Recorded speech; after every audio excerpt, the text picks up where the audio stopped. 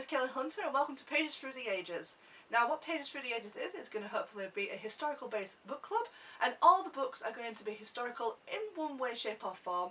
They can both be non-fiction and fictional books. So to start off this series, I'm going to be talking about Heresy. Now this book was written by s.j.parris, and this is the first in a series of roughly about 6 different books.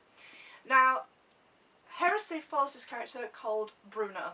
Now Bruno is actually a real human who actually existed in this time, so it's set in the time of Elizabethan England, and he was genuinely a real person. The character behind it is a genuine real person, and other characters that are mentioned throughout the series as well are real people.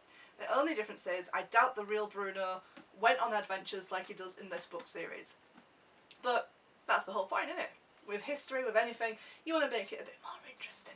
But he was effectively like a philosopher of some sort. He was very interested in the learning of the world, and he believed that the world was a lot bigger than actually how we perceive it today, which obviously we now know it is. There is other planets out there and things like that.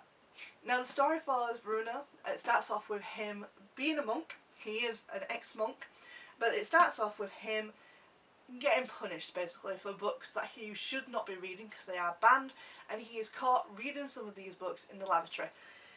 It's quite an interesting start. I will say the first book unfortunately is a bit of a slow starter as well, but as the story progresses the characters get more interesting, the story itself gets interesting, and you can learn more interesting things overall. And most of these books are murder mystery books. Now I kind of picked up Heresy and I tried it shop once, and it was just as a whim, just to see what it was like or anything like that, because I've never read anything like this before. And when I first read this book, as much as I've just said, it took time to get started, but as it progressed it got more interesting. I couldn't put it down, and every time a new book was coming out I just needed to have that book. Bruno is a fantastic character. How she describes Bruno, he is this very sexy looking character. He gets himself into a lot of mischief unfortunately, but he somehow manages to survive it all.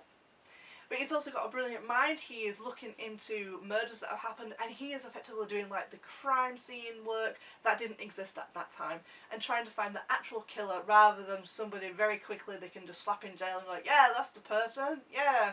So overall he is a fantastic character. He is also being hired by another person to be a spy and protect England. I would definitely recommend these books. These are fantastic books. Like I said, there's roughly about 6 different books.